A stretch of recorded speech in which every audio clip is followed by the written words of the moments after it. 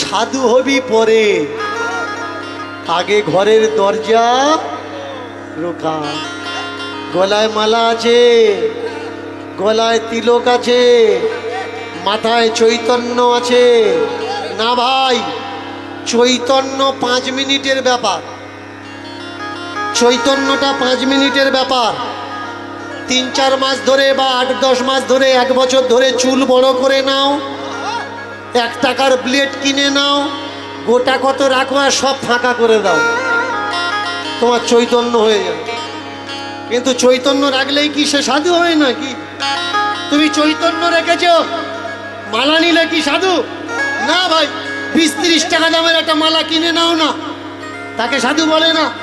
5 টাকা দামের তিলক মাটি কিনে নাও, হাতে একটু জল দিয়ে দাও, ভালো করে গুলে নাও, কপালে এখানে ওখানে সেখানে সারা গায়ে মেখে নাও, তার মানে তুমি সাধু নাকি? না। দ্বার যতক্ষণ তুমি রুখতে না পাচ্ছ, প্রচন্ড বর্ষা, চাষ করবেন, আপনার ট্রাক্টরের মালিককে আপনি বলে দিয়েছেন, ও দাদা ধান চাষ করব, আপনি আপনার কি হলো কি, আপনি আপনার জমি চাষ করছেন, বর্ষার সময় আপনার ঘুঁটু হাল সব ট্রাক্টরওয়ালা চষে দিয়েছে, গলায় গোছা গোছা মালা, জানে কিন্তু আটন কোথায়, তারপরেও গিয়ে ঠেলছে, যদি 2 হাত সরে যায়। একে সাধু বলে না। দরজা দিয়ে আটকাতে হবে। প্রথম দরজা বদনস্য, বদন প্রথম দরজা। দ্বিতীয় দরজা শ্রবণস্য, কান কর্ণ শ্রবণ দ্বিতীয় দরজা। তৃতীয় দরজা দো নয়নস্য, 3 নম্বর দরজা হচ্ছে নয়ন। প্রথম দরজা বদন, যাকে তাকে যা খুশি বলে দিলে হবে না। ভিতরে আসছে বলার জন্য, কিন্তু এই দ্বারকে তোমার রুখতে হবে, আটকাতে হবে। মনে মনে ভেতর থেকে বলছে, বল না, 2 কথা বল না। না ভাই, 2 কথা বললে হবে না, দ্বারকে রাখতে হবে, আটকাতে হবে। মুখ, এর থেকে বেরোয় কথা, কথার থেকে সুখ আর দুঃখ। এমন কথা যেন তুমি বলো না কারোর দুঃখ লাগে, বা এমন কথা যেন তুমি শুনো না কারোর কথায় তোমার দুঃখ লাগে। না করিবে পরনিন্দা পরচর্চা ভাই, তাহলে জানিবে তুমি সাধুর প্রথম ধাপে পেয়েছ ঠাঁই। পরনিন্দা পরচর্চা করলে হবে না। কিন্তু বর্তমান ডেটে এরকম কোনো সাধু দেখাতে পারবেন না দীনকৃষ্ণ ঠাকুরের পেছনে খোঁচা মারছে। সাধুর প্রথম গুণ কি? ভেবেচিন্তে কথা বলা। তার মানে এরা ভাবনা চিন্তা করছে না, তার মানে কি এরা কেউ সাধু না। আমাকে অনেকে বলে দীনকৃষ্ণ ঠাকুর স্টেজে উঠলেই ব্রাহ্মণ আর বৈষ্ণব নিন্দা, ব্রাহ্মণ নিন্দা, বৈষ্ণব নিন্দা। না ভাই, আমি কোনো ব্রাহ্মণ বৈষ্ণব নিন্দা করি না। যারা প্রকৃত ব্রাহ্মণ আর বৈষ্ণব, তাদের চরণে আমার ভূমিশূন্য নন্দমত, ভূমিশূন্য প্রণাম। কিন্তু যে গোসাই দীক্ষা দেওয়ার পরে শিষ্যের বউকে নিয়ে নবদ্বীপে উঠেছে, এদের ছেড়ে দেওয়া যাবে কি? আমি তো সেই কটার বলি ভাই, যে কটা গোসাই নয়, শুধুমাত্র সাধুর বেশ পরে শয়তান ঘুরে ঘুরে বেড়াচ্ছে। সাধু বেশে শয়তানেরা ভরে গেছে দেশ, সাধু বেশে শয়তানেরা ভরে গেছে দেশ। আমরা এদের কিছু বলতে পারছি না, কারণ এরা পড়েছে সাধুর বেশ। দীনকৃষ্ণ ঠাকুর শুধু চিনিয়ে দিচ্ছে কে সাধু আর কে সাধু নয়। আমি কোনো ব্রাহ্মণকে নিন্দা করি না, ভালো করে শুনবেন, করজোড়ে আবার বলছি। কোনো ব্রাহ্মণের দিয়ে ব্যক্তিগত আমার কোনো রাগ ক্ষোভ বিদ্বেষ নেই। আমি জীবনে কোনো ব্রাহ্মণ বৈষ্ণব নিন্দে করিনি, কিন্তু ব্রাহ্মণের নাম করে যে ব্রাহ্মণটা হোটেলে আলুর চপ দোকানে গিয়ে ডিম ভাজা খায় আমি তার বলি।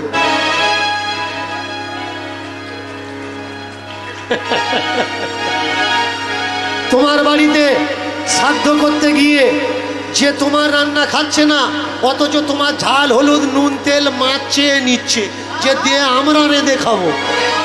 এই 4-5 দিন আগে কীর্তন করছিলাম, এক ব্রহ্মচারী আমার পরে কীর্তন করছিলেন, ভালো করে খেয়াল করবেন, ব্রহ্মচারী। তা কীর্তন করতে এসেছে আমার পরে, রাত্রি 12টা থেকে কীর্তন করবেন নাকি 9টা-10টার থেকে বোধহয় কীর্তনটা ছিল। সকালবেলা তার রান্নি চলে এসছে, বাবাজি রান্না করে দেবে কে, তার আলাদা প্রাইভেট রান্নি আছে। তা আমাকে কমিটির লোকেরা বলছে, বলে বাবা বাবাজি আলাদা রান্নি এনেছে। আমি বললাম কেন?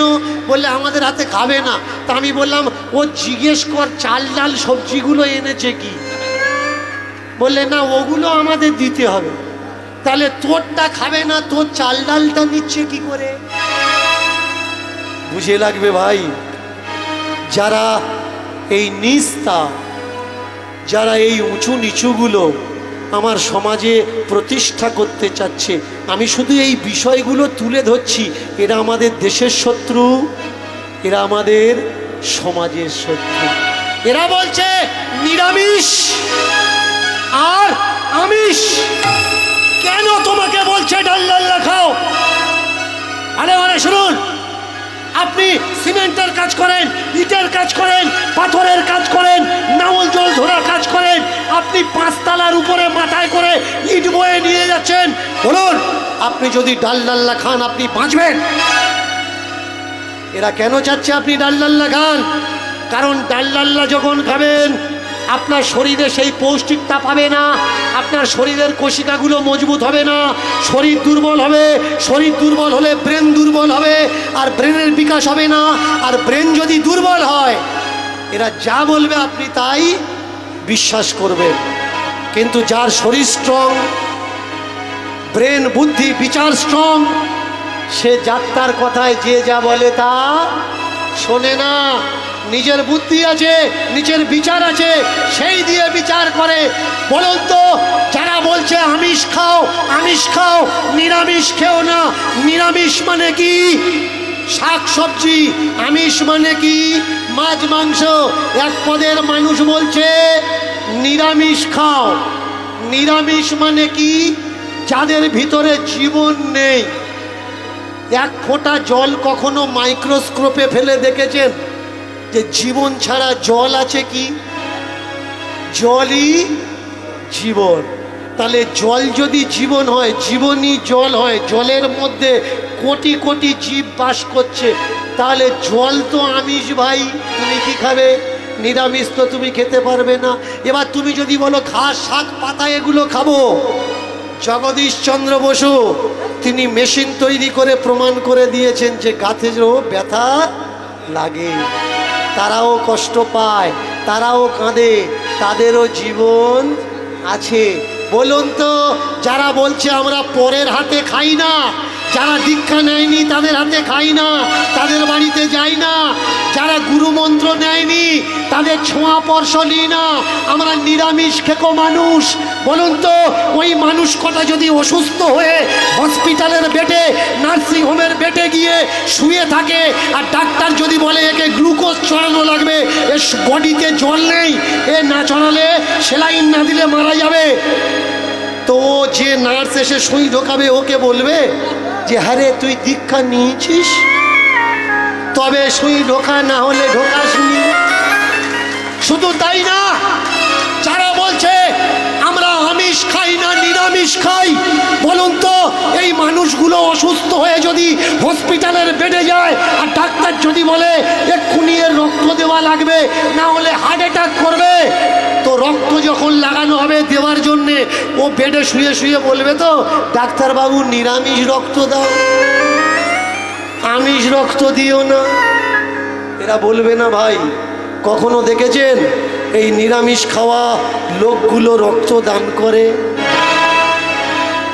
আমি দেখিনি, হয়তো আপনারা দেখেছেন। বা লাখে গিয়ে যদি 2-4টে থাকে সেটা হিসাবে ধরা যায় না। রক্ত কারা দেয়? যারা মাছ মাংস খায়। যারা মদ খায়, গাঁজা খায়, যারা সাধারণ মানুষ মাটি কাটে, খাটে খোটে, যারা ক্লাবের ছেলেরা বল ফুটবল খেলে, ক্রিকেট খেলে, রক্ত এরা দেয়। এরা রক্ত নেওয়ার সময় জিজ্ঞেস করে না এটা কোনো সাধুর রক্ত, এটা কোনো বৈষ্ণবের রক্ত, এটা কোনো দীক্ষা নেওয়ার মানুষের রক্ত। কিন্তু তোমার বাড়িতে তুমি যখন তাকে যত্ন করে খাওয়ার জল দেবে, যখন রান্না করে তাকে খেতে দেবে, ও তোমাকে জিজ্ঞাসা করবে, আরে দীক্ষা নিয়েছিস? কেন ভাই এই হিংসা আমার সমাজে কেন থাকবে? দীনকৃষ্ণ ঠাকুর কি চাচ্ছে? দীনকৃষ্ণ ঠাকুর চাচ্ছে সমাজে এই নোংরা ব্যবস্থা উঠে যায়। ওই গোসাইটা যখন বাড়ি থেকে নবদ্বীপে যায়, রাস্তায় টোটোওয়ালা, ভ্যানওয়ালা, রিক্সাওয়ালা যদি দেখতে পায়, তাকে তো জিজ্ঞাসা করে না তুই দীক্ষা নিয়েছিস কি বল, তবে তোর গাড়িতে আমি বসবো। কিন্তু যে মানুষটা প্রণামীর চাঁদা দিয়ে এক গ্লাস জল খেতে দেয়, তাকে জিজ্ঞাসা করে তুই দীক্ষা নিয়েছিস কিনা বল, তবে তোর হাতে খাবো। না না ভাই, এ বিচার তো বিচার নয়, এ তো আমার সনাতন ধর্মের নিয়ম নয়।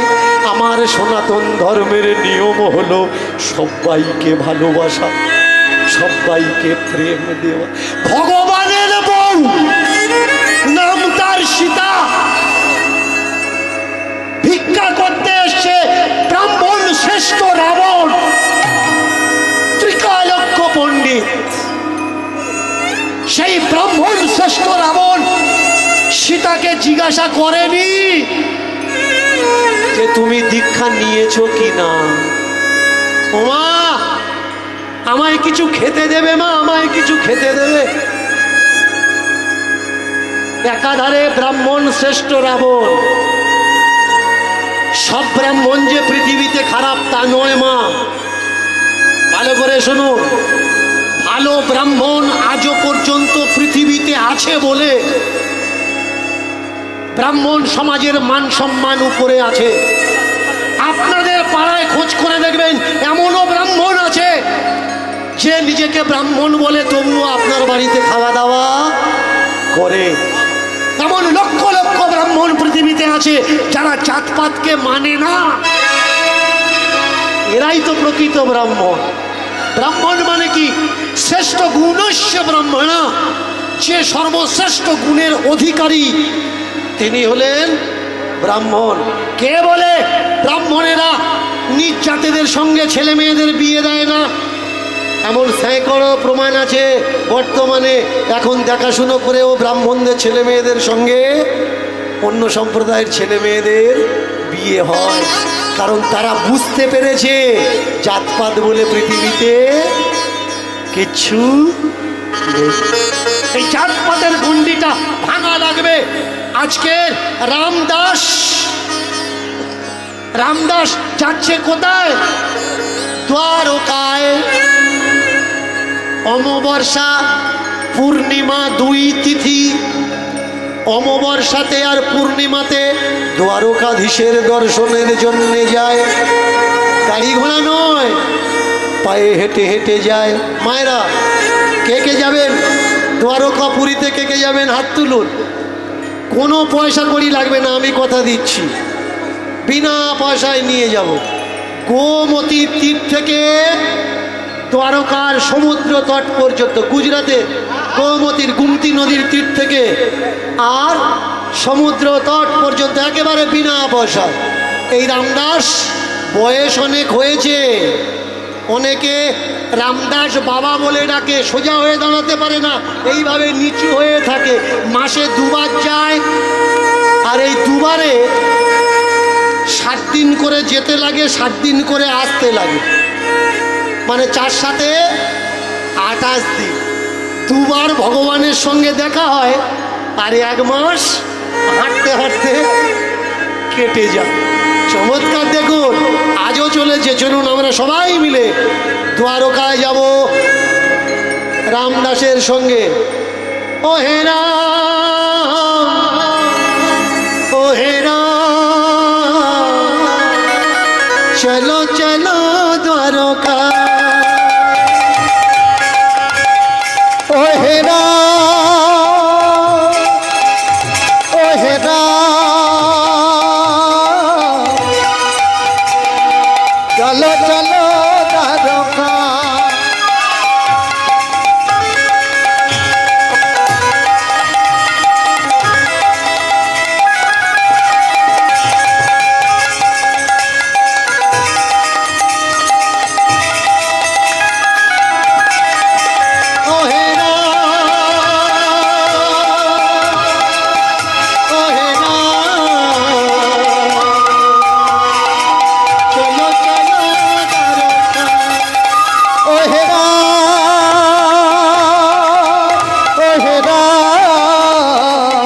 চলো চলো দ্বারকা।